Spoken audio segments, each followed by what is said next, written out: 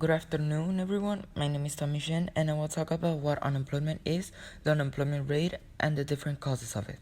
To begin with the podcast, we must talk about what unemployment is. Unemployment is when a person is actively seeking a job and is unable to find it.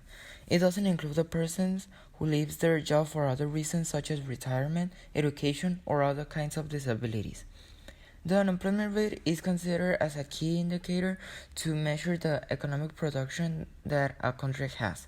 According to Trading Economics, Mexico has a 3.7% of unemployment rate, being lower than Vietnam with 3.72% and higher than Taiwan with 3.67%. If unemployment had been less severe in our country, the quality of life would have been higher.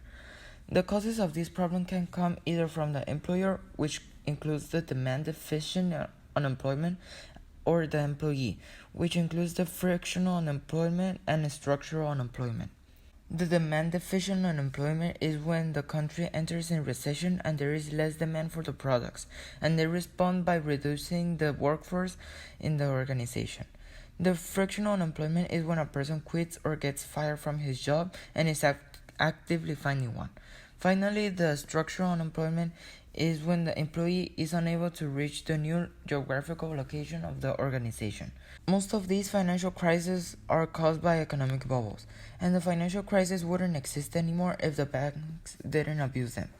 And if there are no financial crises in the future, the unemployment rate will decrease severely. For that to happen, the corruption has to be eradicated. If that happens, the country will be a better place to live. And if everyone paid their taxes, the government will accomplish better things. If the economic crisis hadn't existed in the past, the unemployment would have been less severe. But it's necessary because if the economic crisis hadn't existed, we wouldn't move forward as a society and we wouldn't have known the severity of the problem. Hi, my name is Jackie Gan, and today I'm gonna talk about the wealth gap that is present in today's society. The wealth gap between rich and poor people is huge due to many very serious factors. This issue is one that we have to solve sooner rather than later because solving this issue will dramatically improve the lifestyles of a large percentage of the population. In order to do this, it would be wise to tax rich people because if the government increases the tax rate for rich people, everyone else will benefit from it.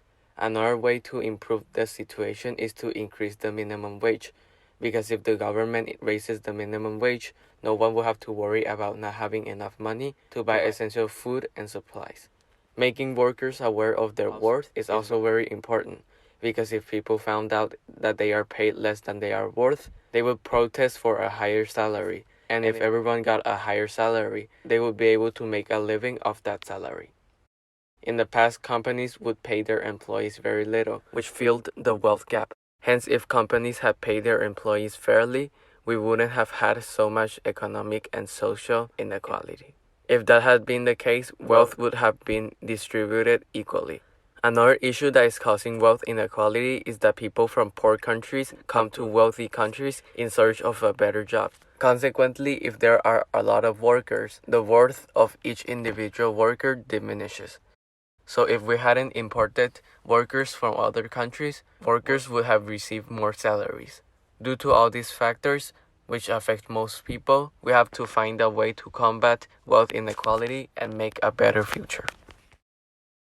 Good afternoon, everyone. My name is Sara Yamaro, and I'm going to be talking about the suicide. What causes it, and how can we prevent it? First, we get to know that suicide means ending your own life. There can be a lot of causes that make it happen. For example, stress, loneliness, discrimination, sadness, mental health, and lack of attention. This is such a real problem in which if we start to pay attention to the people that might have a lot of problems, we will save their lives. And sadly, if this problem continues, we will elevate the number of deaths by suicides too fast. As a better explanation, we get that if you help the people that have depression, those people will have a better life. But we can also take into account that if people started going to the psychologist, this wouldn't be a great problem. Or that if the government offered free help for the people with depression, more people will get better faster. Or the great solution would be if everyone started sharing their feelings, this problem would be solved. A lot of people minimize this kind of situations. But have you ever stopped to think, if we hadn't been so irresponsible, that little boy who committed suicide would have been saved? or the parents of the girl who had a lot of stress had done things differently, that girl would have been alive. And what if Nati had taken the therapy she needed? She would have been here for holidays.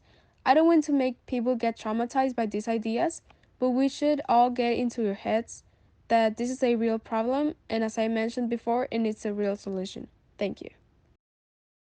Good afternoon, I'm Mr. Pedraza, and on this podcast I will be talking about the main causes of war. First of all, I'm going to explain the definition of war.